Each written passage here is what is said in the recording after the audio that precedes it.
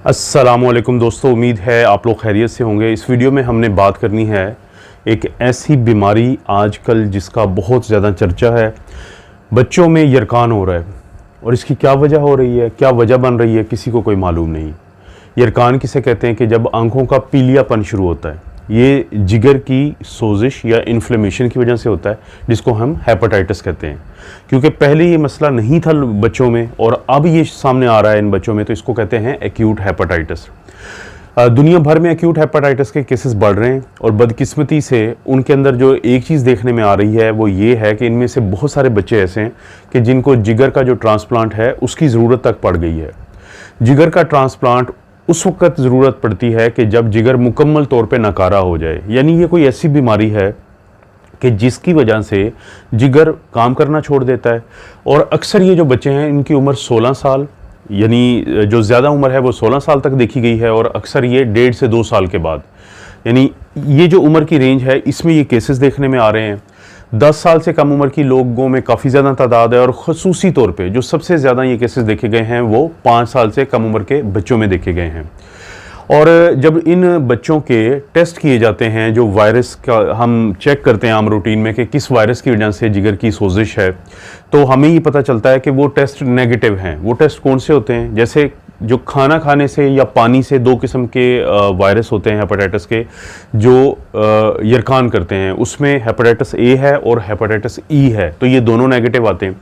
इनके हम अक्सर जो कभी हमें सामना हो यरकान का कि कोई हमारे पास एक ऐसा मरीज़ है जिसको यरकान का मसला है, तो हम उसके ये एंटीबॉडीज़ चेक करवाते हैं इन दोनों वायरस के ख़िलाफ़, लेकिन वो इनमें नेगेटिव है।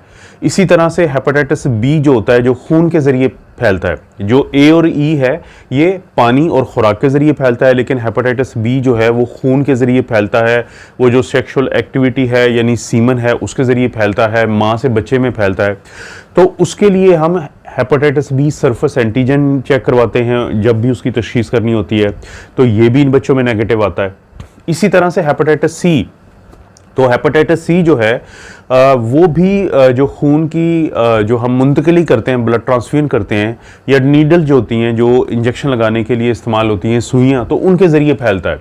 आप इस बात का यहाँ से अंदाज़ा लगाएं कि हेपेटाइटिस सी जो है वो सिर्फ 1992 में पाकिस्तान जैसे ममालिक में इसकी तशख़ीस हुई थी, और पूरी दुनिया में ये 1989 यानी 1989 में पता चला था कि ये कोई वायरस है। इससे पहले अगर एक डॉक्टर बैठा है अपने क्लिनिक पे, एक क्वैक बैठा है, यानी वो शख्स जो डॉक्टर तो नहीं होता लेकिन वो अपनी डॉक्टरी कर रहा होता है, तो वो एक ही टीका सबको लगाता था, क्योंकि उस वक्त तक नहीं पता था कि हेपेटाइटिस सी भी कोई चीज़ है।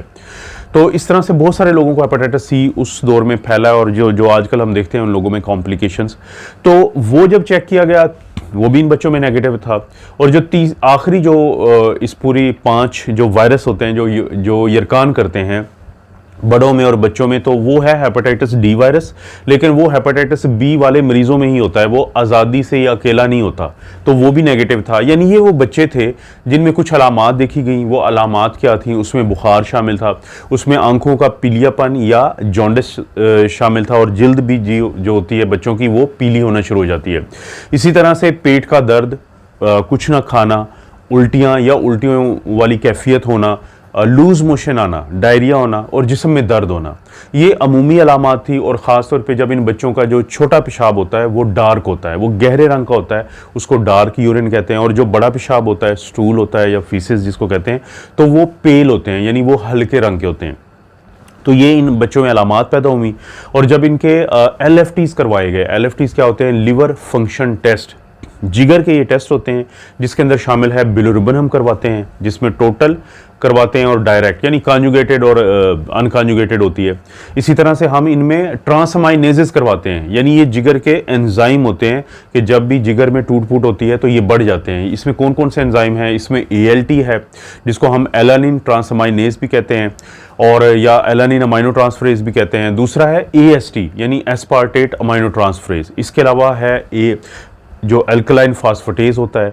एक और टेस्ट होता है जिसको हम कहते हैं GGT, जो गैमा ग्लूटामाइल ट्रांसफरेज। इसके अलावा हम इन लोगों में टोटल प्रोटीन करवाते हैं, एल्ब्यूमिन चेक करवाते हैं, ग्लोबुलिन चेक करवाते हैं, एल्ब्यूमिन और ग्लोबुलिन की रेशो चेक करवाते हैं।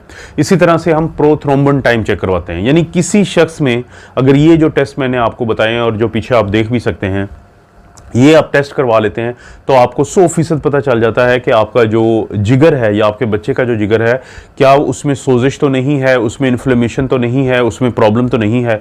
तो जब इन बच्चों के ये टेस्ट चेक करवाए गए तो इसमें ट्रांसमाइनेजेस बढ़े हुए मिले। तो अक्सर जगहों पे तो ये कहा गया, यूके में ख़ास तौर पे, कि वहाँ पे 500 से ज़्यादा भी आए हैं। तो बड़े हुए मिले, बच्चे की उम्र आमतौर पे 10-15 साल से कम थी, उसको ये अलामात जो मैंने बताई। तो जब उसके बाद उनके वायरोलॉजी करवाई गई, ये सारे टेस्ट चेक करवाए गए जो कि वायरसेस के लिए होते हैं, hepatitis A, B, C, D और E, ये सारे नेगेटिव थे। तो उसके बाद सोचा गया कि ये क्या वजह हो सकती है। और जो बदकिस्मती की बात है, जो ये केसेस हम पाकिस्तान में भी हमने पिछले दिनों देखे हैं कि जहाँ पे बच्चे जो हैं कुछ अलामात के साथ आए हैं, उनके जो LFTs हैं, लीवर फंक्शन टेस्ट हैं, वो एबनॉर्मल थे, उनके बाकी जो वायरस के टेस्ट हैं वो नेगेटिव थे, और कोई समझ नहीं आई कि ये किस वजह से है। तो यही चीज़ अब पूरी दुनिया में रिपोर्ट हो रही है, और इस पर पूरी दुनिया की जो हुकूमतें हैं वो अपने अवाम को इस बारे में आगाह कर रही हैं कि अपने बच्चों पर नज़र रखें। अगर तो आपको लगता है कि कुछ अलामात हैं तो अपने डॉक्टर के पास जाएं, उनके साथ डिस्कस करें। वो जब LFT भी चेक करवाएंगे तो डॉक्टर्स को भी कहा गया है कि वो अपना जो थ्रेशोल्ड होता है कि यानी LFT करवाने चाहिए या नहीं करवाने चाहिए, वो कोशिश करें कि वो करवा लें, क्योंकि ये जांचना ज़रूरी है कि खुदा न खास्ते एक ऐसी बीमारी जिसकी वजह से जिगर इतना ख़राब हो सकता है। तो ना सिर्फ ये कि LFT चेक करवाएं, और अगर उनमें ख़राबी है तो बाद में उसको फॉलो भी करें कि कुछ दिनों के बाद उसको दोबारा चेक करवाएं कि वो जो ट्रेंड है किस तरफ जा रहा है, कि खुदा न खास्ता ये तो नहीं है कि जिगर खराबी की तरफ जा रहा है। क्या वजह हो सकती है? पूरी दुनिया में जो इस वक्त अवेलेबल डाटा है आज की तारीख तक, यानी आज 23 तारीख है, तो आज की तारीख तक जो डाटा है वो ये बताता है कि 2-3 वजूहात सोची जा रही हैं। एक तो ये हो सकता है कि जो सबसे ज़्यादा एक बात की जा रही है वो ये है कि जो एडिनो वायरस एक होता है, जो बच्चों में ज़ुकाम करता है, जो सांस की जो नालियां हैं उसकी इन्फेक्शन करता है, और उसकी एक टाइप पहचानी गई है जिसको कहते हैं एडिनो वायरस 41, यानी 41 एडिनो वायरस है उसका नंबर। तो वो बच्चे जिनके अंदर ये अलामात आई हैं उनमें से अक्सरियत में वो एडिनो वायरस पॉजिटिव आया है। लेकिन इससे पहले तो ये जो एडिनो वायरस था ये सिर्फ और सिर्फ इम्यूनो कॉम्प्रोमाइज्ड, वो बच्चे जिनका जो मुदाफ़ती निज़ाम है वो बहुत कमज़ोर होता है, तो उनके अंदर इस तरह का कोई प्रॉब्लम करता था। बाकियों में तो कभी एक हल्की सी वो बीमारी होती थी और उससे बच्चे निकल जाते थे, लेकिन वो बच्चे जिनकी इम्यूनिटी कमज़ोर थी तो उनमें जिगर जो है वो ख़राबी या हेपेटाइटिस होती थी। जहाँ पे भी आइटिस आएगा इसका मतलब होता है इन्फ्लेमेशन या सोजिश। तो अब क्या हुआ है, तो साइंटिस्ट अभी तो इस चीज़ को तहकीक कर रहे हैं कि अब इस एडिनो वायरस में क्या कोई तब्दीली आ गई है, कोई ऐसी म्यूटेशन हो गई है, या दूसरी फिर ये वजह बताई जा रही है क्योंकि ये वो बच्चे थे जो लॉकडाउन्स में पिछले 2 से 3 साल वो बाहर बहुत ज़्यादा एक्सपोज नहीं हुए हैं। जब वो एक्सपोज नहीं हुए हैं तो वो वायरस जिसको एक आम वायरस समझा जाता था, वो वायरस जिसके खिलाफ आमतौर पर इम्यूनिटी बच्चों में पैदा होती रहती थी जब वो खेलते थे और एक्सपोज होते थे, वायरस जो उनके अंदर जाता था, लेकिन क्योंकि पिछले 2 से 3 साल में ऐसा अमल नहीं हुआ तो ये जो वायरस है अब इन बच्चों को, जिसको हम इम्यून नाइव, यानी वो बच्चे जिनकी इम्यूनिटी नहीं है इन वायरसेस के खिलाफ, तो वो बुरे तरीके से मुतासिर कर रहा है। एक तो ये सोचा जा रहा है। दूसरा, कुछ लोगों ने कहा था कि कहीं ये वैक्सीन की वजह से तो नहीं है, लेकिन बरतानिया की जो हेल्थ एजेंसीज हैं, सिक्योरिटी हेल्थ एजेंसीज जिनको कहते हैं, तो उन्होंने तो खसूसी तौर पे बताया है कि उनके मुल्क में ज़्यादातर बच्चे जिनको ये मसला देखने में आ रहा है वो हैं जिनकी उम्र 5 साल से कम है, लेकिन उन बच्चों को तो कोई वैक्सीन नहीं लगी। तो इसलिए ये सोचना कि ये वैक्सीन की वजह से है, तो फिलहाल उन्होंने कहा है कि ऐसा कोई ताल्लुक सामने नहीं आ रहा।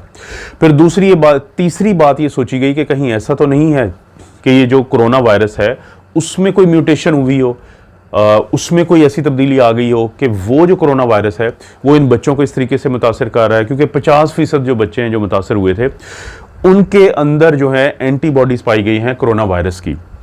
लेकिन तकरीबन 100%, 70 से 100% जो बच्चे हैं जो इस मसले का शिकार हुए उनके अंदर एडिनो वायरस और एडिनो वायरस 41 जो है वो मिला है। तो इसलिए जो गालिब अमकान है, जो लगता है कि ज़्यादा वजह हो सकती है, वो एडिनो वायरस की है। और एडिनो वायरस जैसे मैं पहले भी बता चुका हूँ कि हमारे मुआशरे में पहले भी पाया जाता था। और आखिरी और चौथी अजम्पशन, या हो सकता है लोग सोच रहे हो, इसके ऊपर उनका ख्याल है ये कि ये भी हो सकता है कि जो कोरोना वायरस है और एडिनो वायरस है उनकी कोई आपस की म्यूटेशन अगर हुई होगी तो वो भी इस तरह के मसाइल को जन्म दे सकती है। इसलिए जो है इस बात पे जैसे जैसे ये चीज़ आगे जाएगी, कोई नई तहकीक सामने आएगी, नई अपडेट्स, क्योंकि WHO ने भी खबरदार किया लोगों को, जो अमेरिका की CDC है उसने भी खबरदार किया है, जो यूरोपियन कंट्रीज़ हैं उनकी जो CDC है, यूरोपियन CDC जिसको कहते हैं, उसने भी पेरेंट्स को और डॉक्टरों के जो डॉक्टर होते हैं बच्चों के स्पेशलिस्ट पेडियाट्रिशियंस, उनको भी खबरदार किया है कि आप लोग इस चीज़ पे नज़र रखें। ये एक सामने आती हुई सूरत हाल है। ये अक्टूबर 2021 से काम स्टार्ट हुआ था। अक्टूबर, नवंबर, दिसंबर, जनवरी, फरवरी और मार्च में ये केसेस बहुत ज़्यादा बढ़ते गए हैं, और जैसे जैसे टाइम गुजारा है ये केसेस बढ़ रहे हैं। क्या कोई केमिकल है ऐसा?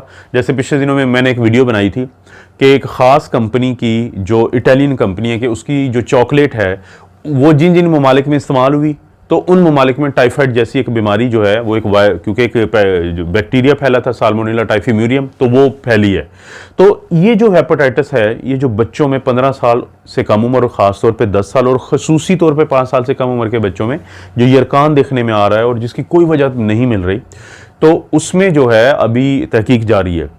ये जो इंतहाई हसास एक बात है वो ये है कि वो 8 से 10 बच्चे जिनको लिवर ट्रांसप्लांट हुआ है, अगर खुदा न खास्ता वो लिवर ट्रांसप्लांट ना होता तो वो उनकी ज़िंदगी न बचती। यानी अभी तक मौत नहीं हुई इससे, लेकिन ये जो लिवर ट्रांसप्लांट की ज़रूरत पड़ी है ये ख़तरनाक चीज़ है। मसलन किन लोगों को ज़रूरत पड़ जाती है लिवर ट्रांसप्लांट की?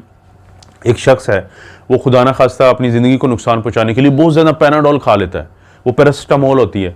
जब वो बहुत ज़्यादा पैरास्टामोल खाता है, यानी 4 से 6 ग्राम से ज़्यादा, तो फिर उसका जिगर, हमारे पास ये मरीज़ आते रहते हैं, तो वो बिल्कुल ही अपना काम करना छोड़ देता है।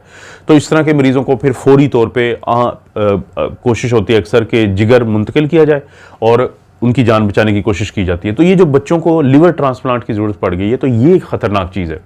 और एक जो गिला आमतौर पर हम देखते रहते हैं कि हमारे जो ख़ास तौर पर सीनियर डॉक्टर्स होते हैं, वो अक्सर बच्चों के LFT चेक करवाएंगे, उसमें ख़राबी आएगी तो वो पेरेंट्स को कहेंगे कि ये आप दवाई दें और कोई ज़रूरत नहीं है लिवर फंक्शन टेस्ट को दोबारा करवाने की। ये इंतहाई ख़तरनाक रुझान है। आप खुद सोचें कि जिन 8 बच्चों को लिवर ट्रांसप्लांट की ज़रूरत पड़ गई है, अगर उनके साथ भी यही रवैया रखा जाता कि बाद में 3 दिन के बाद, 4 दिन के बाद उनके जिगर के टेस्ट ना किए जाते, ये देखने के लिए कि इनका ट्रेंड क्या है, ये किस तरफ जा रहे हैं, क्योंकि ये आपका जो लिवर का फंक्शन है उसके बारे में बताते हैं। तो खुद सोचिए कि ये बच्चे, इनके साथ क्या होना था। तो कुछ जो डॉक्टर्स हैं, जब वो पेरेंट्स को ये कहते हैं कि आपने बिल्कुल टेस्ट नहीं करवाने, बस आप ये दवाई दें, ये खुद ही ठीक हो जाएंगे और आप बिल्कुल फिक्र ना करें। तो ये जो एक एविडेंस बेस्ड मेडिसिन होती है, उसमें बड़ी तहकीक के बाद ये चीज़ें देखी गई हैं कि अगर आपके कोई एंजाइम ख़राब आ रहे हैं जिगर के, तो आप 3 से 4 दिन के बाद अपने डॉक्टर की हदायत के मुताबिक ज़रूर उनको चेक करवाएं, ताकि पता चले कि बात जा किधर रही है। तो ये इसके बारे में जो भी अपडेट आएगी दोस्तों, मैं ज़रूर आपको आगाह करूँगा। लेकिन अगर आप दिल के, शुगर, ब्लड प्रेशर और कोलेस्ट्रॉल के बारे में वीडियोस देखना चाहते हैं, तो मेरा जो डॉक्टर अफजल कार्डियोलॉजी ऑफिशियल का चैनल है उसको ज़रूर विजिट करें, आपको बहुत उस पर फ़ायदा होगा। अब अपना और अपनी फैमिली का ख्याल रखें। अल्लाह ताला आपको और आपकी फैमिली को हर किस्म की बुराई, बीमारी और आजमाइश से महफूज रखें।